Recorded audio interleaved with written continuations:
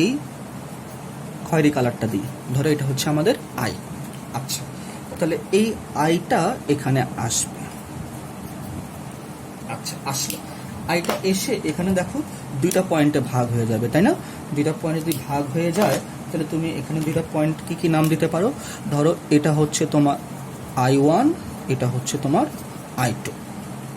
আচ্ছা, তাহলে তারপরে আবার এই I1 I2 মিলে এখানে আবার কি নামে আসবে?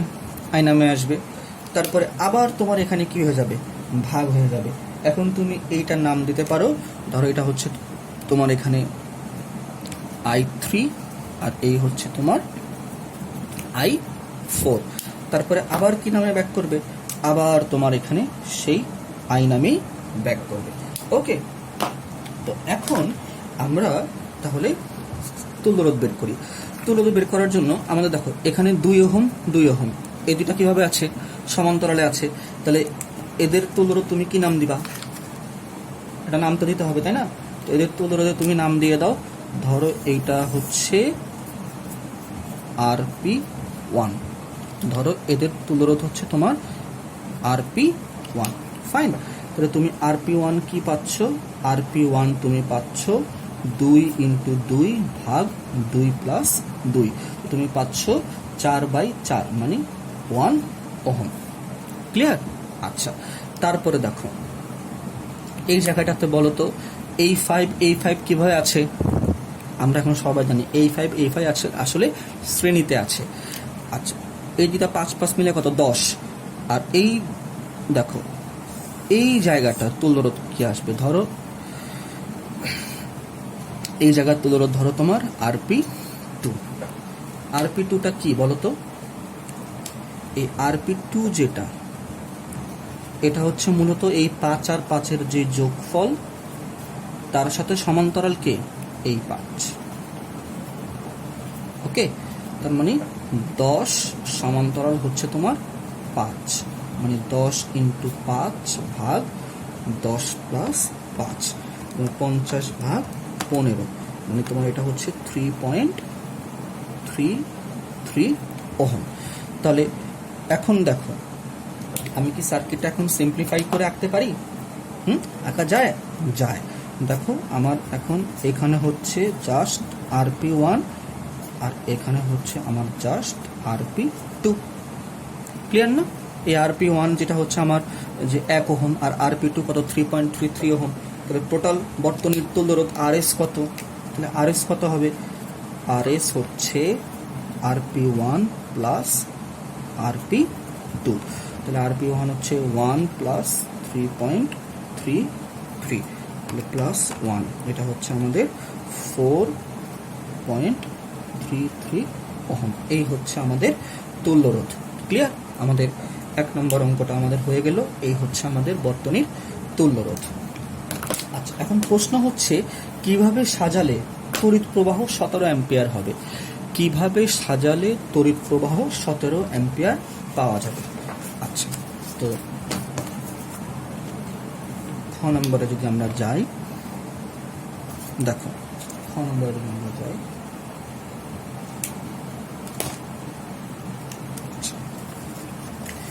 এখন দেখো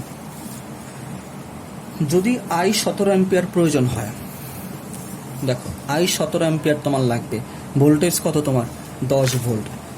তাহলে আমরা এখানে যদি লিখি 17 অ্যাম্পিয়ার তড়িৎ প্রবাহ এর জন্য, ঠিক আছে, 17 অ্যাম্পিয়ার তড়িৎ প্রবাহের জন্য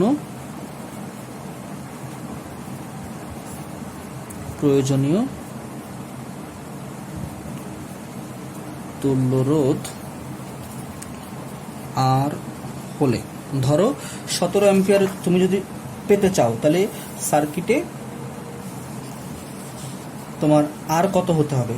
ও আচ্ছা আচ্ছা, সরি, আমি আগের যে অঙ্কটা এখানে এই দুইটা যোগ করছি, যে আর এখানে একটা 10 ওহম ছিল, এখানে একটা 10 ওহম ছিল, এটা আমি ভুলে খেয়াল করি নাই। অতএব তুল্যরোধ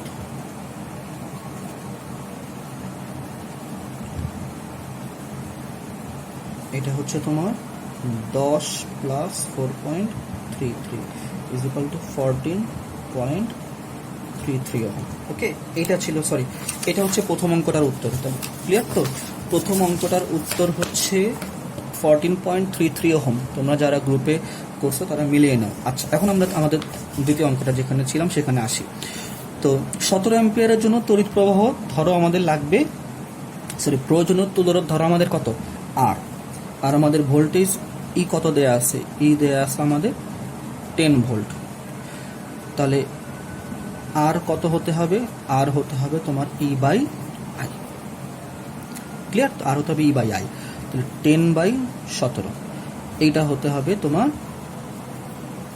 এত ওহম হতে হবে তোমার তুল্য রোধ, যেটা তোমার যদি তুমি মানে নাও তাহলে 10/17 এটা তুমি যদি ইয়েতে আনো, অলমোস্ট তোমার 0.5882 ওহম এত হতে হবে। ক্লিয়ার? এত হতে হবে। এত না হলে তোমার তড়িৎ প্রবাহ তুমি 17 অ্যাম্পিয়ার তুমি পাচ্ছ না। বুঝতে পারছো? এত হতেই হবে। আচ্ছা, এখন আমি জানি অঙ্কটা অনেকে চেষ্টা করছো, হয়তো বা কেউ পারছো কেউ পারে না, কিন্তু এখানে তো আমি অনলাইনে ক্লাস নিচ্ছি, আর তো আমার তো এখন তোমাদের জন্য ওয়েট করার কোনো সময় নেই, আমাকে লেকচার চালিয়ে নিতে হবে। আমি তোমাদেরকে জাস্ট যে জিনিসটা জানাচ্ছি, এই যে যতগুলো সার্কিট আছে সবগুলাকে সমান্তরাল করলে আসলে এই রোধটা পাওয়া যাবে। যতগুলো রেজিস্ট্যান্স এখানে আছে আমাদের এই সার্কিটে, যতগুলো রেজিস্ট্যান্স আমরা এখানে আঁকছি, প্রত্যেকটা রেজিস্ট্যান্স তুমি সমান্তরাল করে তুমি এটা পাবা। কিভাবে পাবা দেখো, তুমি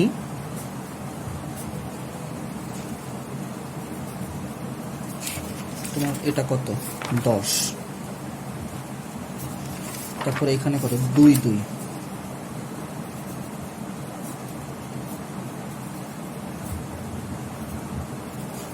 তারপর তোমার এখানে কত 5,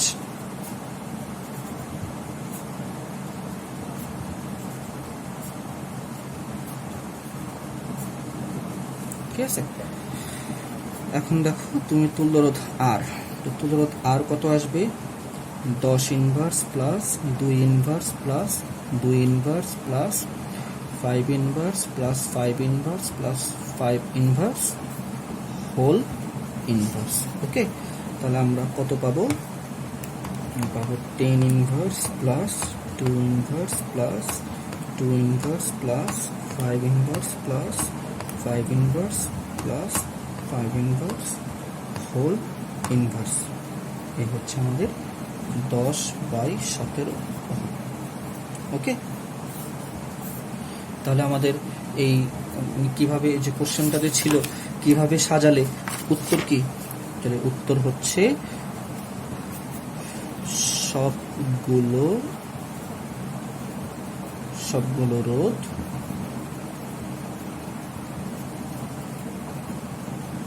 সমান্তরাল হতে হবে। এই হচ্ছে আমাদের ফাইনাল আনসার। তোমাদের কাছে এইটাই চাওয়া হয়েছে যে রোধগুলো তুমি কিভাবে সাজালে তোমার টার্গেটে তুমি পৌঁছাতে পারবা।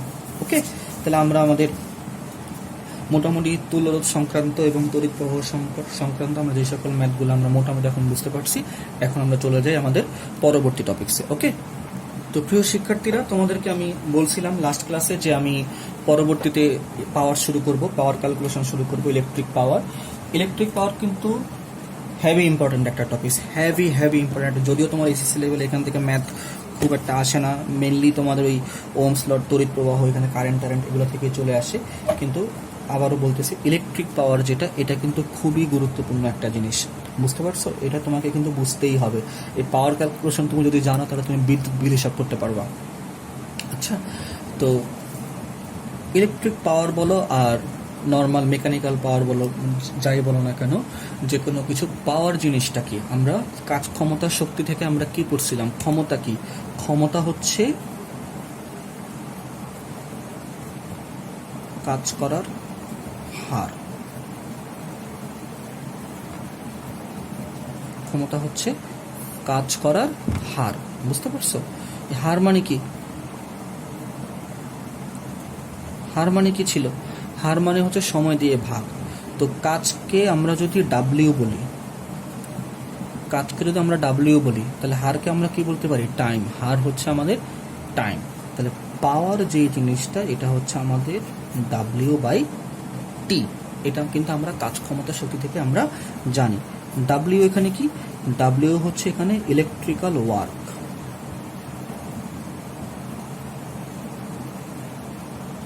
বুঝতে পারতেছো? Electrical work done. তুমি কি পরিমাণ তড়িৎ কাজ করলা, ঠিক আছে? তড়িৎ কাজের ইকুয়েশন কি? আমরা স্থির তড়িৎ থেকে আমরা কি পড়ছি মনে আছে? যে দেখো, আমরা একটা জিনিস তো আমরা জানি, বিভব। বিভব ভি কি? ডাব্লিউ বাই কিউ না? বিভব ভি কি ছিল আমাদের? W by Q. আমরা স্থির তড়িৎ থেকে পড়ছি মনে আছে? ইভেন চলক তড়িৎ প্রথমে কিন্তু আমরা এটা পড়ছি। তাহলে এখান থেকে আমরা কি লিখতে পারি? ডাব্লিউ হচ্ছে বেসিক্যালি তোমার ভি কিউ। তাহলে এখন দেখো, আবার কিউ যে জিনিসটা, আবার কিউ কি ছিল? কিউ ছিল আইটি না? মনে আছে? তড়িৎ প্রবাহ একদম প্রথম ক্লাসটা। আই কি ছিল? আই যে তড়িৎ প্রবাহ, আই কি ছিল? আই ছিল কিন্তু rate of flow of charge, charge flow by time. I ছিল কিউ বাই টি। তাহলে কিউ কত? তোমার আইটি। তাহলে এখন তুমি যদি পুরো মূল ইকুয়েশনে আসো, যে এখানে তুমি যদি আসো পি, তাহলে পি কি? W by T. ডাব্লিউ কি? V Q by T. V Q কি? I T by T. T T cancel. তাহলে পি ইজ ইকুয়াল টু কি? V I. পাওয়ার কি? V I. খুবই মজার একটা জিনিস দেখো, very very important person. VIP formula, VIP formula, very important person. এটাই হচ্ছে আমাদের power. V stands for voltage, I stands for current, person stands for power. তাহলে পাওয়ার ক্যালকুলেট করবে তুমি কি দিয়ে? V I is equal two P. এই সূত্র দিয়ে তুমি পাওয়ার ক্যালকুলেট করতে পারবে। আবারও বলতেছি, ভিআইপি ফর্মুলা, সোজা বাংলা। পাওয়ারের সূত্র কি? VIP formula. আচ্ছা, তাহলে এটা আমরা একটা ইকুয়েশন, এটাকে আমরা একটা ইকুয়েশন নাম দিতে পারি। এটা হচ্ছে আমাদের ইকুয়েশন 1। আচ্ছা, এখন দেখো আমরা আমাদের নেক্সট টপিকটা, আমরা এখান থেকে যদি একটু আমরা যে জিনিসটাকে এলাবোরেট করি। আবার ভি ইজ ইকুয়াল টু কি? আই আর না? আমরা ওহম সূত্রে অনুসিদ্ধান্ত থেকে আমরা জানি। তাহলে এখান থেকে আমরা কি লিখতে পারি? পি কি? V I. তাহলে ভি এর জায়গায় কি লিখতে পারি? I R into I. তাহলে আমরা পি লিখতে পারি আই স্কোয়ার আর। এইটাও আমাদের একটা ইকুয়েশন। এটা হচ্ছে আমাদের পাওয়ারের ইকুয়েশন 2। আবার দেখো, আবার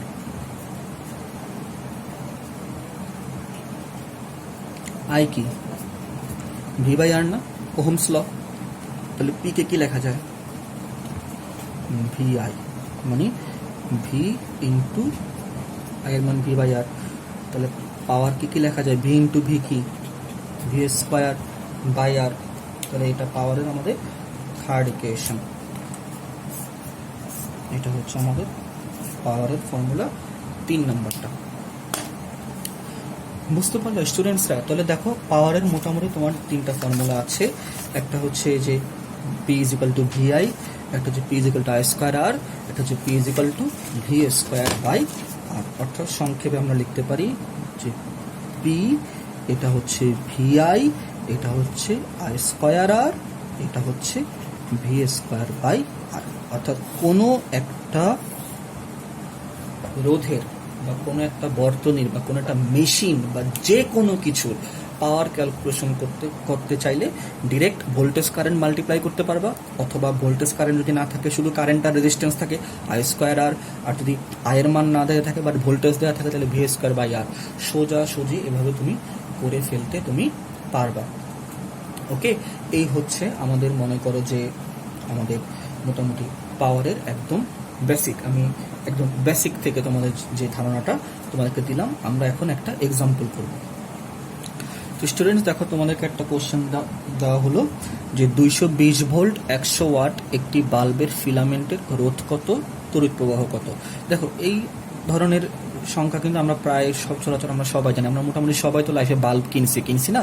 তাহলে দেখো আমরা যখন বাল্ব কিনি, বাল্বের গায়ে লেখা থাকে কিন্তু 220 ভোল্ট বা 100 ওয়াট। আমরা যখন বাজারে যাই আমরা 32 ওয়াটের এনার্জি বাল্ব কিনি, বা আমরা মাঝে মাঝে ইনক্যান্ডেসেন্ট বাল্ব কিনি, ঠিক আছে, বা এডিসন বাল্ব বলা যায়। তোমার মনে করে দেখা গেল যে 60 ওয়াট বা 100 ওয়াট।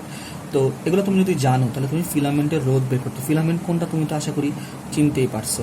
দেখো এটা যদি তোমার যেই বাল্বটা যদি তোমার এটা হয়, ঠিক আছে, এটা ধরো তোমার পজিটিভ, এটা ধরো তোমার নেগেটিভ, এখানে তুমি দেখবা যে এরকম একটা ইয়ে থাকে, ঠিক আছে, এটাকে আমরা বলতেছি সেই ফিলামেন্ট, ঠিক আছে। এগুলো টাংস্টেনের তৈরি হয়। এই ফিলামেন্টের রোধ তোমার ধরো এটা হচ্ছে তোমার আর, এই আরটার মান চাইছে। তাহলে আমরা কি জানি?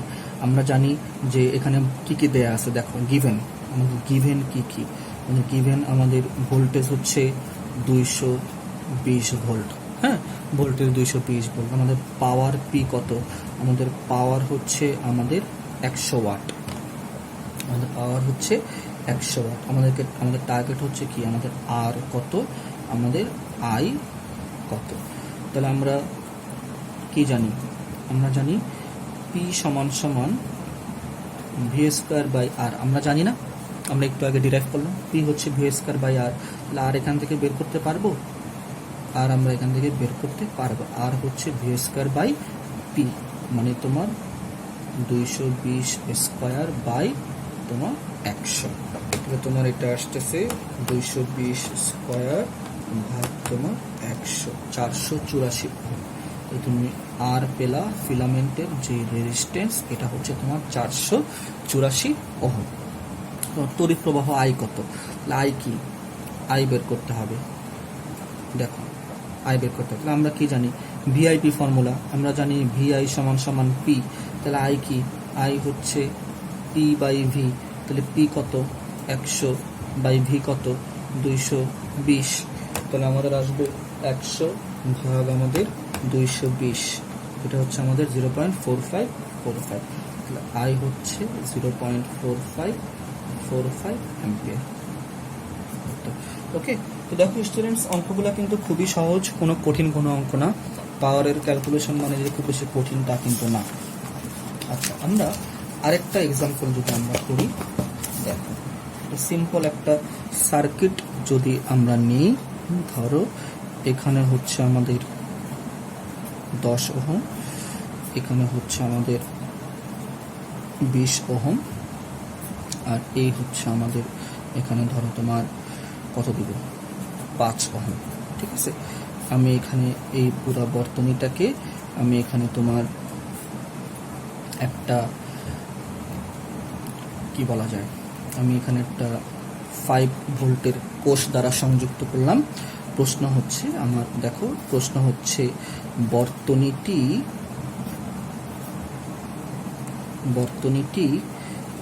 কি পরিমাণ, বর্তনীটি কি পরিমাণ ক্ষমতা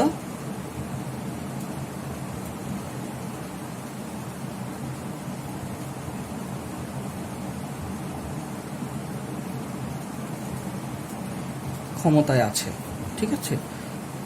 বর্তনীটার মানে পাওয়ার কত, বর্তনীটার কি বের করতে হবে? তোমার পাওয়ার কত। তাহলে আমাদের সলিউশন, দেখো আমাদের টার্গেট কি? পাওয়ার বের করা। আমাদের টার্গেট হচ্ছে পাওয়ার বের করা। এখন পাওয়ার বের করার জন্য আমরা যে কোনো উপায় করতে পারি। পাওয়ার বের করার টেকনিক কি? পাওয়ার বের করার জন্য 3টা ফর্মুলা আছে, VI, I square R V square by R. Okay, তো তুমি একটা কাজ করো, তুমি আগে তুমি সার্কিটের আইটা বের করে ফেলো। তুমি আই বের করতে পারো, তাহলে আই আর এই যে ভোল্টেজ যেটা যে ভি 5 ভোল্ট, ভি আর আই গুণকে তুমি পাওয়ার বের করে ফেলবে না। তাহলে আই বের করা তোমার কি দরকার? তোমার এখানে তুল্যরোধ দরকার। এই যে এই আর ই কিউ, এই তুল্যরোধ কত? তুল্যরোধ কত হবে? দেখো তুল্যরোধ হবে, আমি সংক্ষেপে করতেছি, 10 আর 20 কিভাবে আছে? সমান্তরাল। তাহলে 10 আর 20 হলো সমান্তরাল। এই দুটা মিলে যেটা পাবো সেটার সাথে 5 কিভাবে আছে? শ্রেণী, যোগ হয়ে যাবে। তাহলে 10 গুণ 20 বাই 10 প্লাস 20, তাহলে তোমার 200 বাই 30 প্লাস তোমার 5, তাহলে 200 ভাগ 30 প্লাস তোমার হচ্ছে 5। তো তুমি পাচ্ছ 11.667 ওহম। তাহলে বলো তো স্টুডেন্টস আই কত হবে? আই হবে তোমার V by R E Q. তাহলে তোমার 5/11.667, তাহলে 5 ভাগ আনসার তুমি পাচ্ছ 3/7 অ্যাম্পিয়ার। তাহলে বলো তো পাওয়ার কত? এখন বের করতে পারবো না পাওয়ার, এখন আমরা বের করতে পারবো। তো পাওয়ার হচ্ছে ভি আই, ভি কত 5, আই কত 3/7, অর্থাৎ 15/7, 2.14 ওয়াট। এই হচ্ছে আমাদের পাওয়ার। ওকে, এই হচ্ছে আমাদের বর্তনীর পাওয়ার। এটাই কিন্তু আমাদের টার্গেট আনসার। ক্লিয়ার? আচ্ছা, আমরা আমাদের নেক্সট টপিকসে চলে যাই। দেখো নেক্সট টপিকসে আমরা যেটা পড়বো এখন সেটা হচ্ছে যে আমরা এখন যে টপিকটা এটা খুবই গুরুত্বপূর্ণ, এটা গুরুত্ব আমি তোমাকে মানে বোঝাতে পারবো না, এটা বলে বোঝানো সম্ভব না। তুমি যখন অঙ্ক করবা তখন তুমি বুঝবা, ঠিক আছে? তো আমি নাম দিচ্ছি, বারবার বলতেছি খুবই গুরুত্বপূর্ণ, মনোযোগ দাও।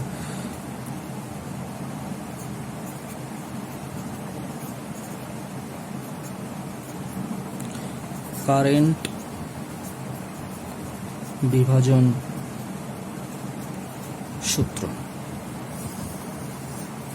অথবা বলতে পারো current division rule. Current division rule বা সংক্ষেপে ডিরেক্ট CDR, খুবই গুরুত্বপূর্ণ, বুঝতেছো? আচ্ছা দেখো কারেন্ট ডিভিশন রুল। আচ্ছা, কারেন্ট একটা বর্তনীতে যখন তখন ডিভাইড হয়? অবশ্যই না। কারেন্ট ডিভাইড হয় কখন? কারেন্ট ডিভাইড হয় যখন সে রাস্তা পায়, তাই না? আমরা কারেন্টের ফ্লোকে আমরা কিভাবে বলছিলাম? আমরা পানির ফ্লোর মতো বলছিলাম না? ধরো এটা হচ্ছে, ধরো এখানে আমাদের যদি পানি আসে, যদি এখানে আমাদের পানি আসে, ধরো এগুলো হচ্ছে আমাদের এখানে পানি, যে ওয়াটার দেখো এখানে এসে কি হয়ে যাবে? এই যে দুটা প্রান্তে এভাবে ডিভাইড হয়ে যাবে না? ডিভাইড হয়ে যাবে না, তাই না? এখানে তোমার দেখো এই যে ডিভাইড হয়ে গেল। পরে যদি তুমি যদি এখানে রাস্তাটাকে তুমি আবার এখানে মিলাইয়া দাও,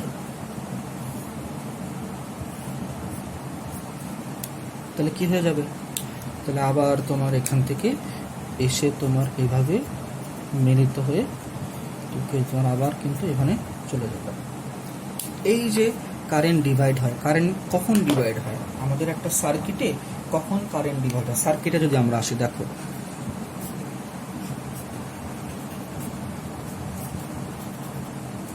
এই যে ধরো আমার একটা কারেন্ট এখানে আসতেছিল, সেই কারেন্টটা ছিল আমার এখানে আই। এই আই কারেন্টটা এই যে এখানে I1 আর এখানে তোমার I2 নামে কিন্তু ভাগ হয়ে যাবে, বুঝতে পারছো?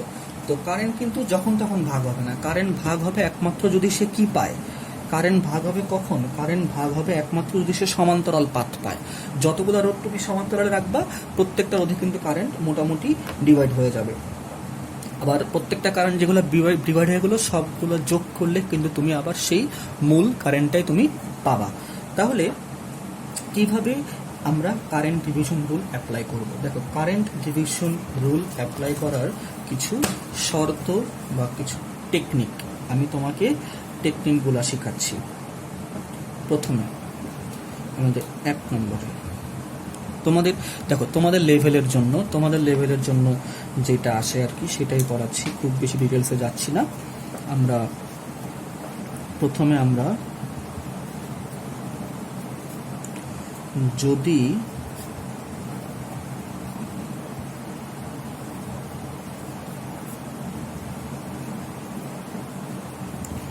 দুইটি রোধে তড়িৎ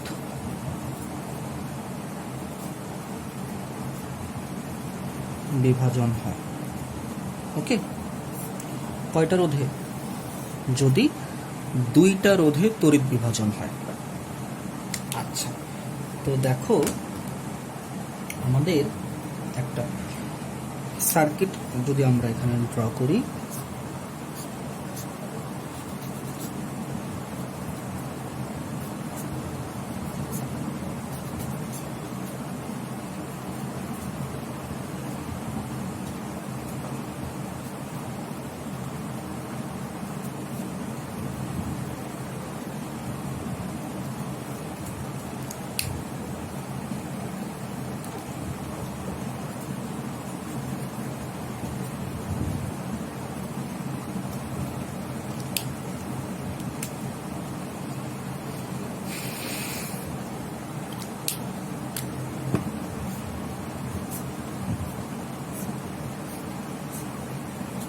আচ্ছা স্টুডেন্টস, আমি এখন একটা বর্তনী আঁকলাম।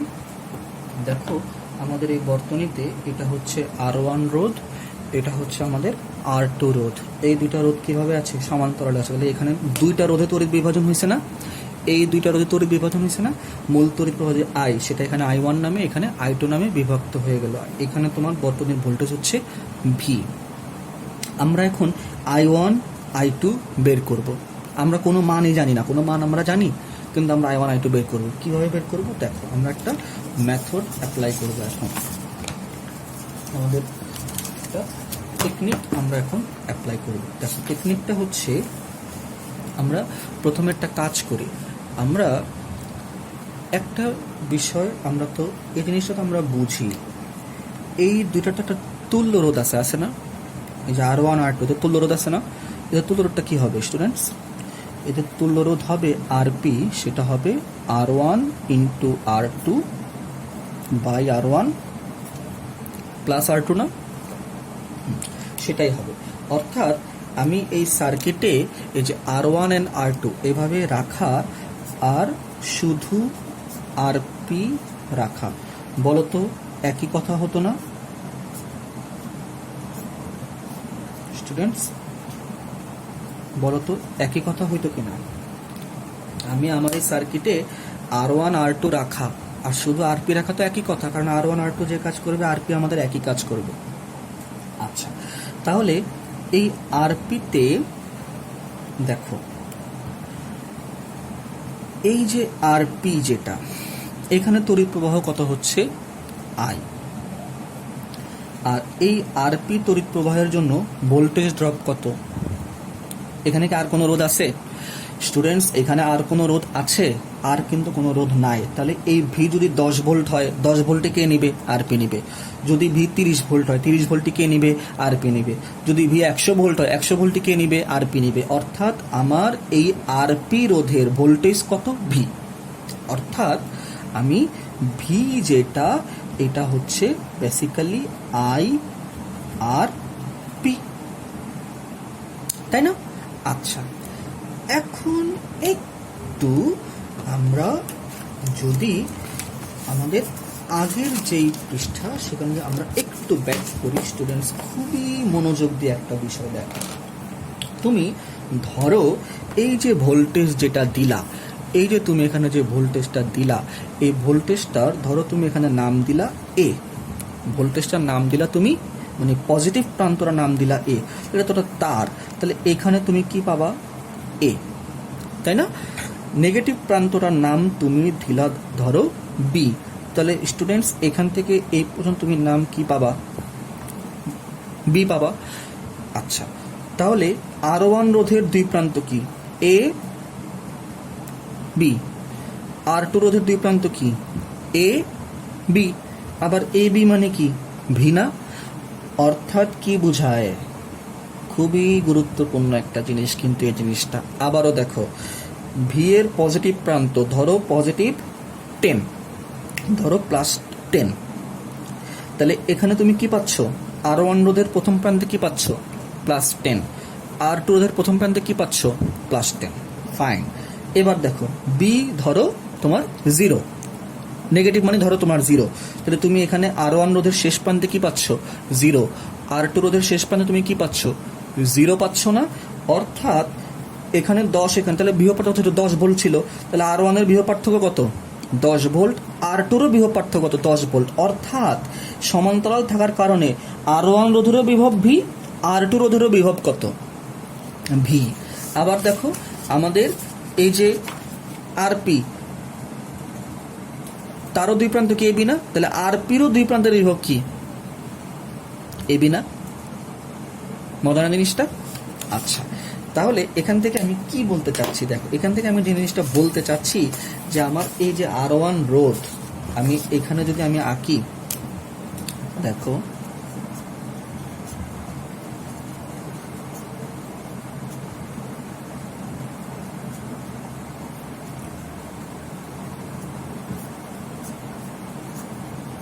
দেখো আমি যেটা বলতে চাচ্ছিলাম সেটা হচ্ছে যে এখানে তো আমাদের তড়িৎ প্রবাহ ছিল কত?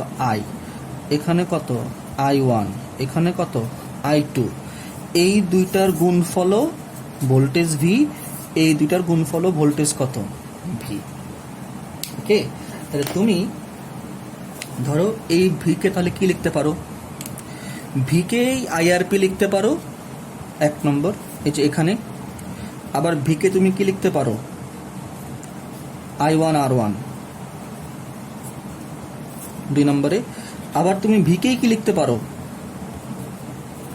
I2 R2। বিষয়টা খেয়াল করছো? মজার জিনিস কিন্তু। এখন তুমি যদি এই দুইটা ইকুয়েশন নাও, দেখো 1 and 2, তুমি যদি এই দুইটা নাও তাহলে তুমি কি পাও? তুমি পাও তাহলে I1 R1 সমান সমান I আর P, বা I1 R1 সমান সমান I। RP কত স্টুডেন্টস? RP কত? RP হচ্ছে R1 R2 by R1 plus R2, R1 R2 by R1 plus R2। বা তুমি I1 কি পাও? তুমি পাও I into R1 R2 by R1 plus R2 by R1। তাহলে তুমি দেখো, তুমি এখন এই জায়গা থেকে সিম্পলিফাই তুমি যদি করো তাহলে তুমি পাবা I into R1 R2 by R1 plus R2 into 1 by R1। ঠিক আছে, এই R1 তোমার কাটাকাটি, তাহলে তুমি পাচ্ছ I1 সমান সমান I R2 by R1 plus